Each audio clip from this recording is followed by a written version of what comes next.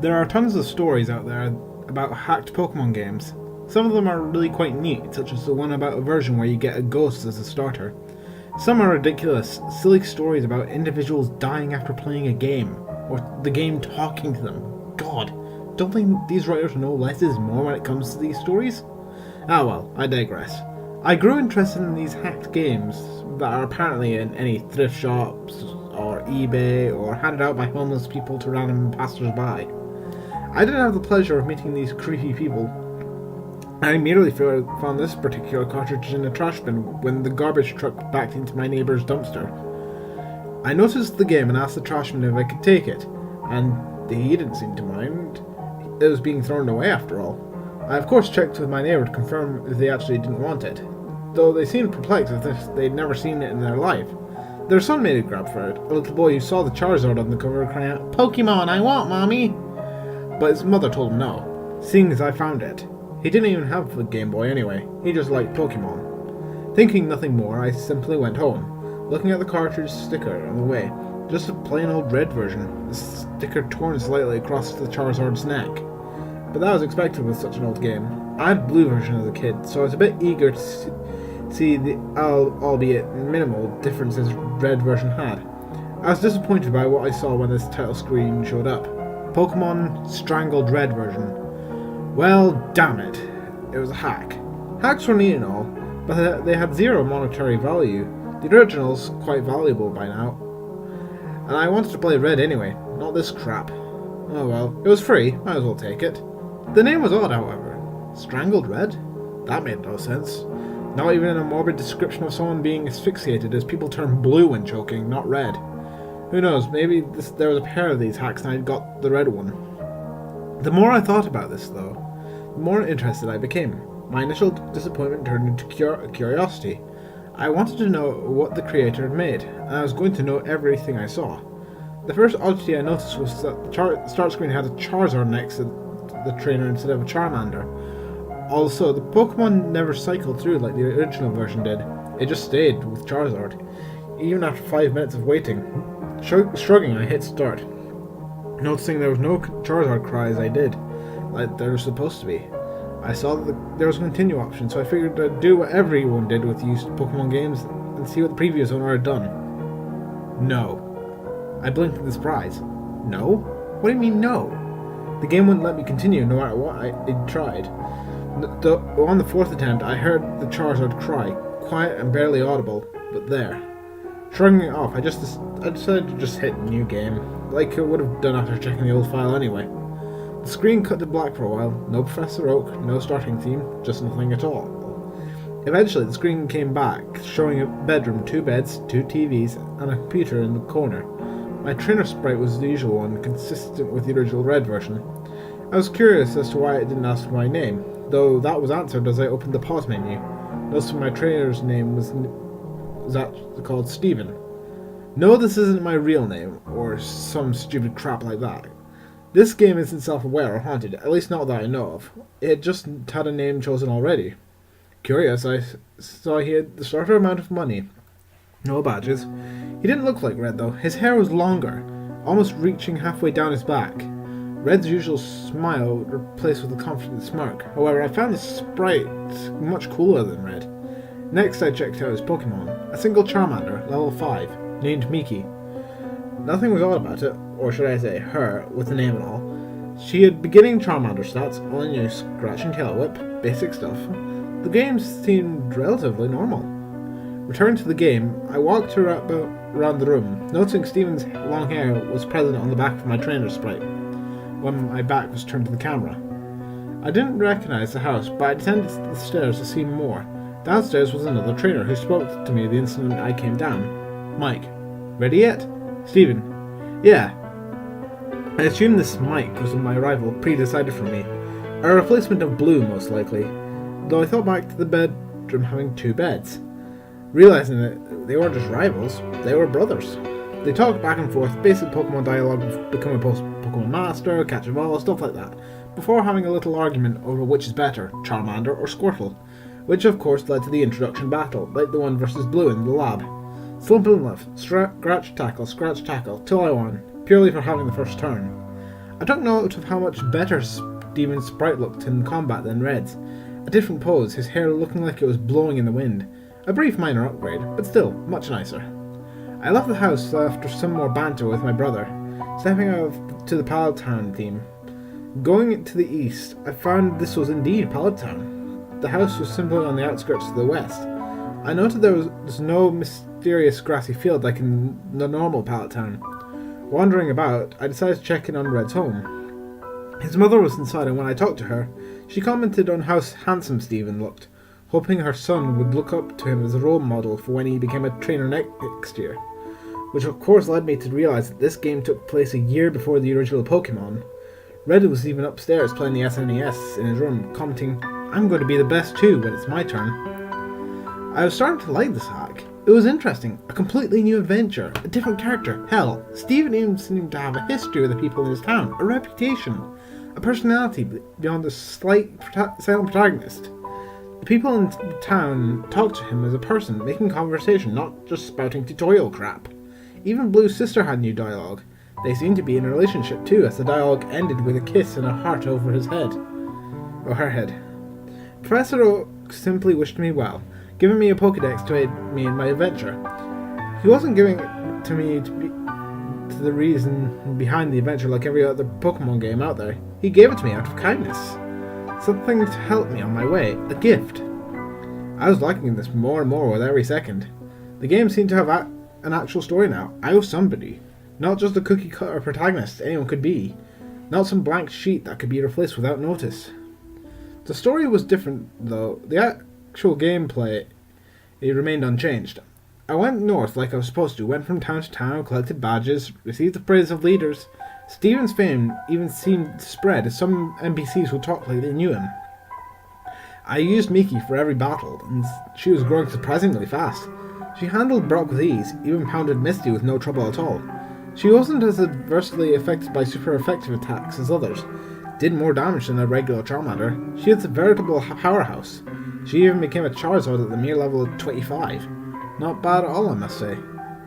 Things started to get weird though as soon as I reached Lavender Town. Okay, I know. Lavender Town is the focus behind every creepypasta story and the like. But it was the only place that was noticeably different. There was no Team Rocket invasion, which I found odd at first, though I did remember this was a year in the past, so the invasion wouldn't occur until Red's time. I tried to enter the Pokemon Tower aiming to get a Ghastly, but that's when it got odd.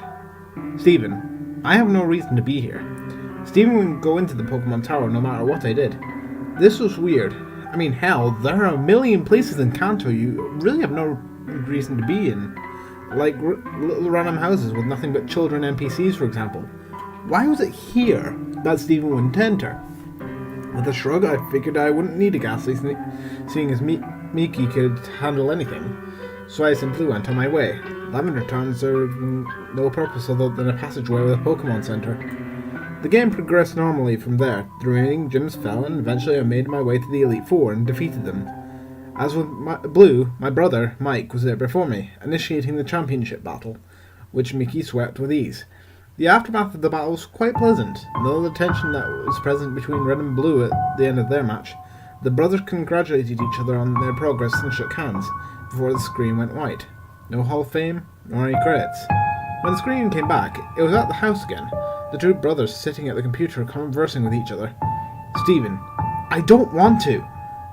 Mike, come on, I just gotta borrow her for a second, to finish the Pokedex. The entry won't register unless she recognizes me as a master for just a second. Steven, but she's my Miki. Mike, I promise I'll give her back. Come on. Please? Yes. No. I was a bit perplexed, so I hit no to be cautious. Mike, come on. Please? No. Come on. Please? I realized this was simply a loop until I hit yes. So I did, just to see what happened. Mike, alright, this will just take a second. Then we'll both be Pokemon Masters. Steven. ... The screen changed to the animation shown when two people trade Pokemon, which I found was a bit weird, seeing as it was solo. But whatever, this was apparently supposed to happen. Miki went first. I watched lazily as she began to travel down the trading tube. That made me jump. The sudden noise resonating in my silent bedroom, loud due to the volume being way up. Looking at the screen, I noticed the game had seemed to freeze, Miki still in mid-trade, but the game wasn't doing anything. With a sigh, I just turned off the game, wondering when my last save was. When the game turned back on, I stared for a moment at the start screen. There was no Charizard next to the trainer. Upon pressing start, I saw the new game option was absent, leaving only continue. This was strange to say the least, so I selected it. The game starting without even showing my stats as usual. My jaw dropped at what I was greeted with. 1 year later. The Lavender Town theme came first, playing its normal way. The screen slowly fading in from blackness. Steven was in the Pokemon Tower, which made the music even stranger, seeing as the tower has its own theme. He was standing in front of a tombstone, not doing anything. Wondering what was going on, I pressed A. Steven. Confused, I tried walking, realizing I was indeed in control at the moment. I brought up the pause menu and checked my party. Miki was gone. Not just Miki, all my Pokemon. He had nothing. The Pokédex was absent from the menu, his bag was empty. Honestly concerned now, I checked his trainer card. He had no money, no badges. His playtime was 8,795 hours, which was impossible, as I had only 30 logged in before. But that wasn't the strangest part. His picture, the picture of the handsome, confident young trainer was different. His eyes were blank, his face turned slightly down. That smirk on his face was gone, replaced by a lack of any expression at all. That long hair of his, before in a perfect perm, was now messy and unkempt. I couldn't look at him anymore, closing the menu. I went to move out of the tower, but with every step I took away from the tombstone, the screen flickered like it did when a Pokemon was poisoned. Gulping, I brought up the trainer card again. His picture was getting worse. Every step I took, he hung his head more and more. His shoulders slumped. He bent over. By the time I had exited the tower, he was on his knees, hands to his face, hair draped across him. I'd guessed already what was going on, but this clinched it. I began to put some things together in my mind. I had always wondered why there was no champion in the original games besides your rival. Why is it you, the protagonist, had to be your rival when he just walks in, no previous champion to challenge? Then it struck me. The answer was right here. The previous champion gave up. His precious Miki was apparently dead, and with her, so died a part of him. His Pokédex, the other Pokemon, his badges, his fame, all of it, he threw it away. In that year, the year that I miss, the year where all those hours came from, I even did the math. There is 8,765 hours in a year. Add that to my 30 from before and it matched up. Even so, the game kept going. This should have been an ending, I thought. I mean, what else was there to do? I had no Pokédex, no Pokemon, no anything. What was I supposed to do? I talked to everyone in town, but they all said similar things. Are you okay? Still mourning, I see. Everything will be alright. Please, is there anything I can do? Steven never replied to them, and they all simply said the same thing over and over. I couldn't put the game down now. This was also strange. Curious, I headed off into the tall grass and eventually got into a battle with a Rattata. No Pokemon was sent out, just Steven the Sprite. I wonder how I battled. Wild Rattata left you be. The battle ended without anything happening. This was certainly interesting, and it happened with every Pokemon I encountered. Wild Pidgey ignored you. Wild Ponyta wandered off. The music never changed, no matter where I went. Lavender Town came from the speakers following me, sometimes slowing down slightly, sometimes not. I searched everywhere, every town, talked to everybody, wondering just what the hell I needed to do. My frustration was mixing with the depressing atmosphere of all this, making the experience altogether unnerving and uncomfortable. But I couldn't tear myself away. I was starting to get a bit angry though. Nobody telling me anything besides giving me their condolences and trying to give me items like lemonade or coffee, each met with no. I slapped myself for idiocy, suddenly realizing how the likely answer was right in front of me. Pallet Town, of course! When I went there though, which took a long time, having to walk, no Pokemon to fly with, no bicycle to ride, and Steven only seemed to move half the regular movement speed. It wasn't much different. I first tried talking to Professor Oak. These things happen. You were just unlucky. Next I tried Blue's sister. Please, don't leave home again. Red's mom wouldn't even talk to me at all. Would know where else to go. I walked to the west, finding the house from the beginning, which I had never entered since leaving Pallet Town. Inside was Mike, but talking to him was just as useless. Mike, I'm so sorry. I pondered for a moment if this really was the ending. Stephen doomed to do nothing but roam Kanto in misery, haunted by the memories, forced to listen to everyone's condolences around him. As a last-ditch effort to do anything, I went to the bedroom and walked over to the bed. Stephen, I'm going to sleep. The screen faded to black for a moment, but then slowly faded back in, the world having a black tint to it, the Mike sprite laying in the other bed. I assumed this meant it was night. Stephen, I'm going to do it. Do what? Again, I had no idea, trying to expect everything in the room, but nothing happened. As soon as I left the house, another dialogue box came up. Stephen, it can bring her back. It can do anything. What the hell was it? Something that could do anything? I couldn't for the life of me figure it out. Wandering about, I tried to leave Pallet Town the usual way. Stephen, not that way. He wouldn't go any further. I tried the homes. Stephen, screw them. I quirked my eye at that, forgetting for a moment this was not a real Pokemon game. The vulgarity just caught me off guard. I continued to look around, but there was nowhere I could go. Until I accidentally stepped on the ocean and Stephen walked right in. Only the upper half of his sprite visible, like the swimmers you encounter in Cerulean Gym. I didn't know he could swim. Stephen, the missing one. Missing one? I paused for a moment. No, he couldn't possibly mean that. I haven't tried missing no trick on this hack yet, but it just fit too well. That had to be what he meant. I surfed all the way to Cinnabar Island. I began to feel something was off, more so than this already was. Silence. The Lavender Town theme had stopped. There was no noise at all. Nor were there any Pokemon. I just kept going, finding Cinnabar and surfing up and down the east coast, and behold, Wild Missing No appeared. Stephen, mine. Wild Missing No was caught. What the hell? Stephen didn't do anything, he just commanded that atrocity of broken data to join him. No, become his possession, and it did. I was getting more and more disturbed, checking the start menu. I saw Missing No was not in my party, but instead an item, making things even stranger. I checked the trainer card as well. Stephen had his back to me, his long hair draped behind him, his hands in his pocket, nothing else. Remembering what he said at the start of the night, I realized what I had to do. I surfed to land and made my way to northeast to where else but Lavender Town. Along the way, I noticed all the trainers oddly still out at this hour wouldn't look at Stephen, all of them turning when he passed, even though they were normally static. I tried talking to one of the officers in the guardhouse type buildings. Just go. They all said the same thing, though one sent chills down my spine. Sometimes, dead is best. My hands were sweating by this point. Stephen was about to try the impossible, something some would consider a crime against nature, which many of these people share that opinion. I steeled myself. It's just a game, and I was going to complete it. It took an eternity to reach Pokemon Tower, but I got there eventually, taking a deep breath and heading towards the tombstone. I remembered which one. The image of Stephen standing before it was burned into my mind, after all. First I tried inspecting it. Stephen. Mickey. Nothing happened. With a gulp, I opened the menu and selected Missing No from the bag. Professor Oak.